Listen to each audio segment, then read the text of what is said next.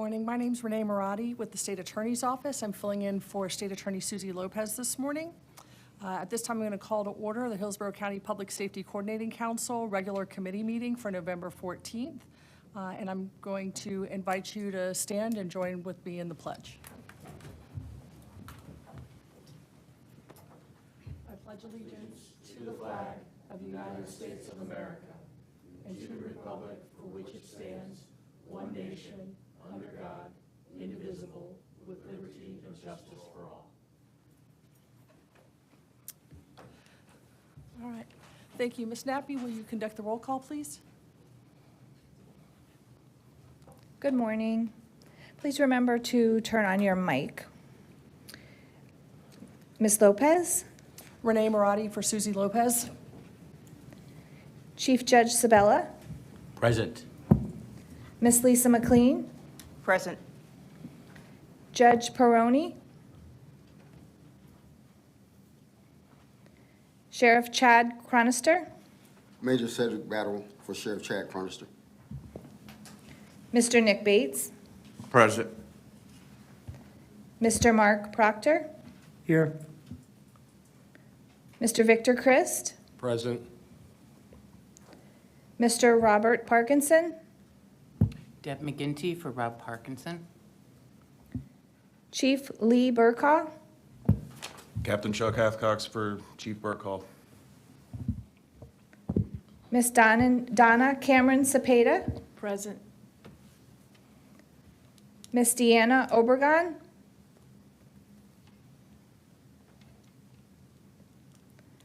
Colonel Robert Ura, Miss Yvette Lewis, Present. Miss Naya Young, Here. Miss Amy Ruiz,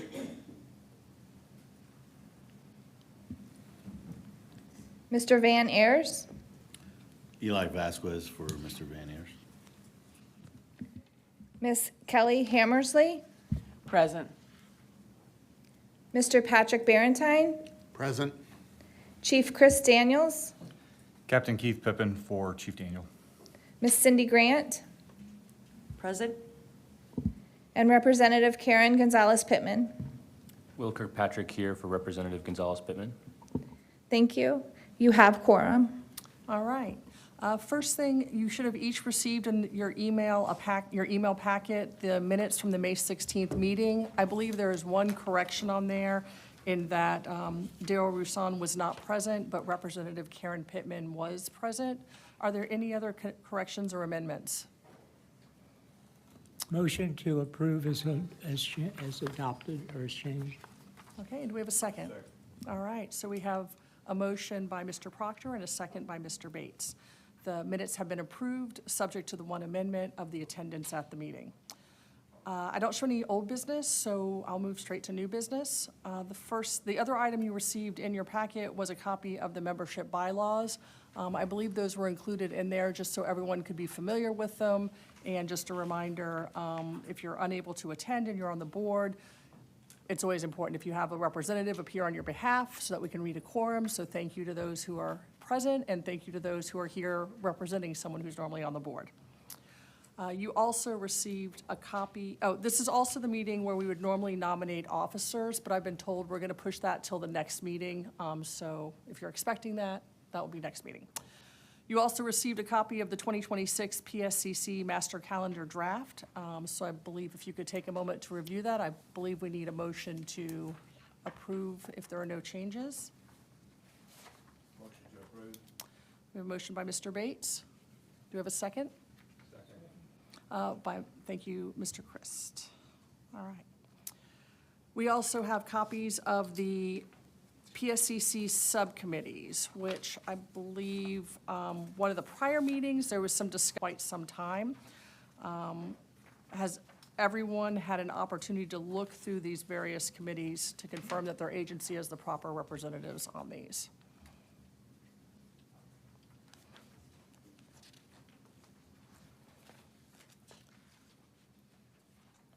Or do we have any changes or corrections that need to be made to these? I have a point of order down here. Yes, sir. Concurrent to the Darrell Roussan being there for the last meeting, updating to the minutes, I think we need to update to the reentry committee, Darrell Roussan, or from Darrell Roussan to Representative Gonzalez Pittman. Thank you. Of course.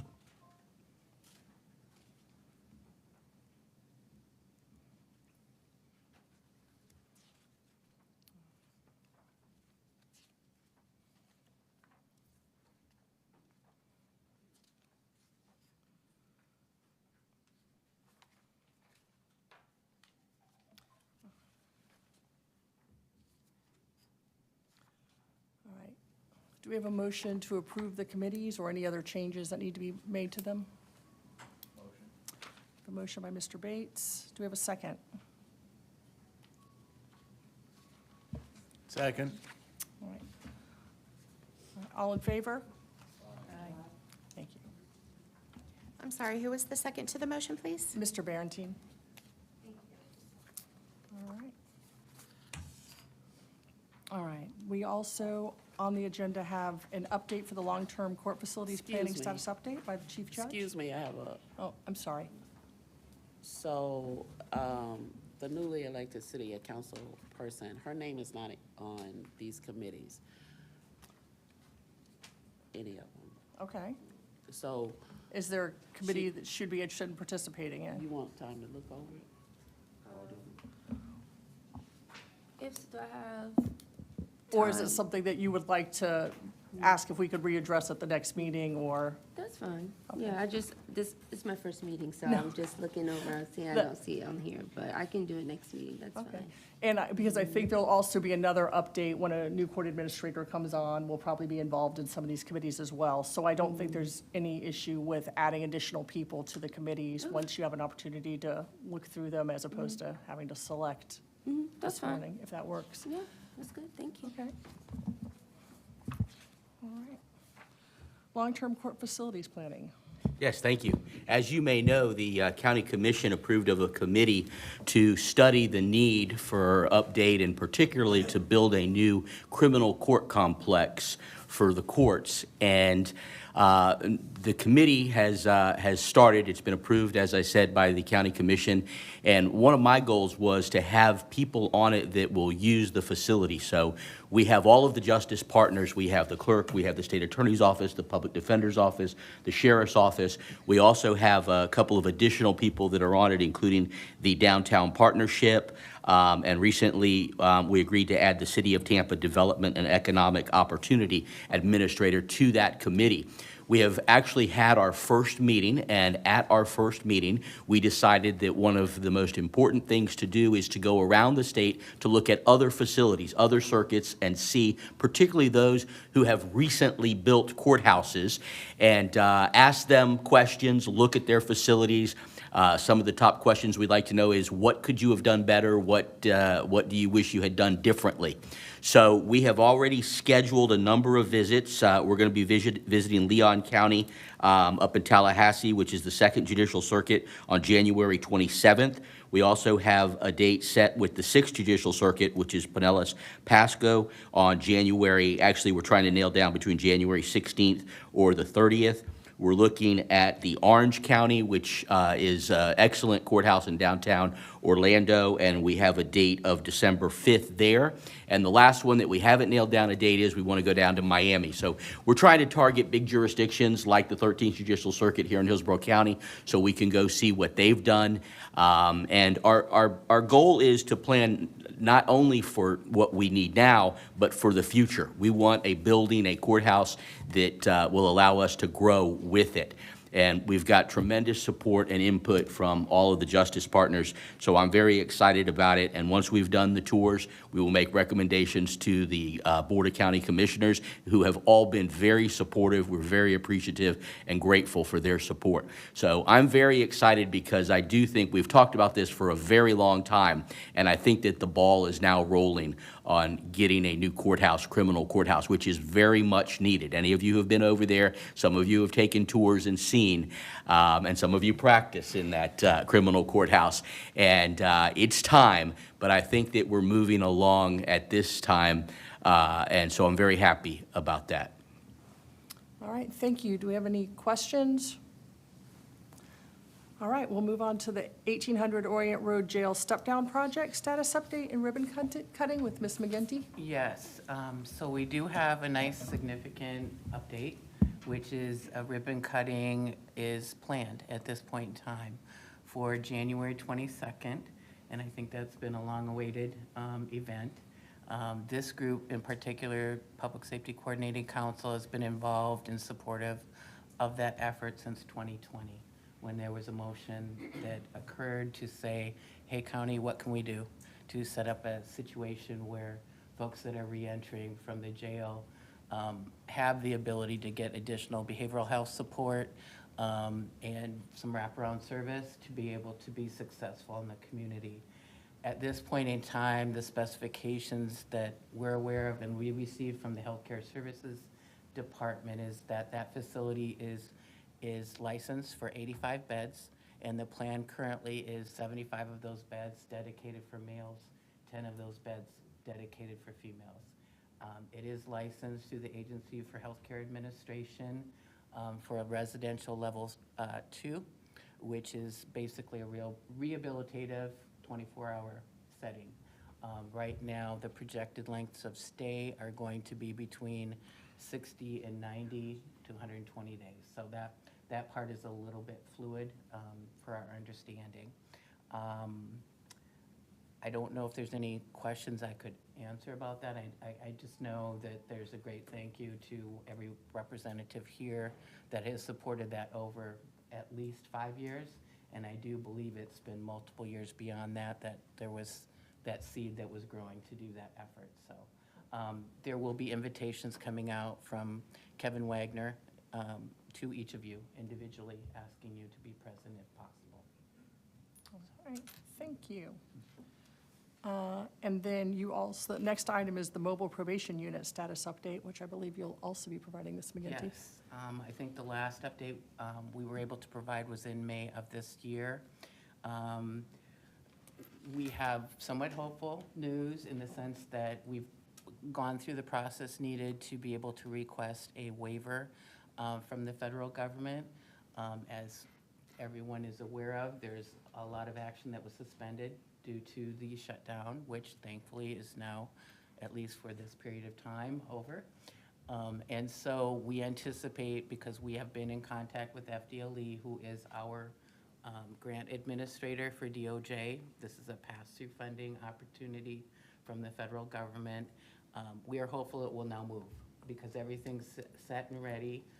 We are prepared to contract with the Corrections Foundation, which is basically a nonprofit arm, so to speak, of the Department of Corrections, which we would be able to contract that money to.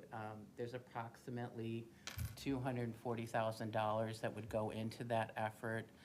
The actual build-out of the mobile probation reentry van that will be going to different sites throughout the community to work with folks that are out on probation to, of course, target reduction of recidivism as well as engagement in necessary community services, compliance with their probation plan, that type of thing. We are, excuse me, now I lost my train of thought. I apologize for that. We are currently, with the furlough ending, we are expecting it to move forward. We're prepared with all the folks that we need to work with to go forward. We are targeting getting that contract in place in December, and that is contingent on, again, FDLE and DOJ giving us that approval. So we're ready.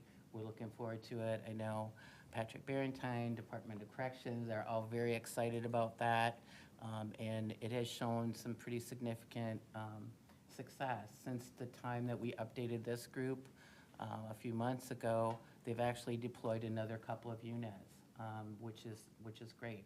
So I think this is going to be the 9th county. Obviously, it's a pilot for us. It's not a pilot for the state, so we get to learn from what has been done before us. So that's my update. We're hoping next time we get to say, all good, we're contracting. All right, thank you. Any questions or comments? All right, that is it for our new business. Does anyone have any other business they would like us to address? Okay, having no comments, we'll move on. Is there any public comment this morning? There is not. All right, our next meeting is scheduled January 16th of next year. Do we have a motion to adjourn?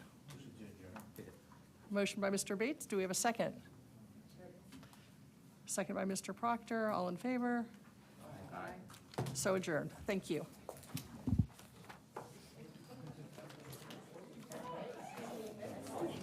Yes. We'll be cutting this for the 1800 Orient Road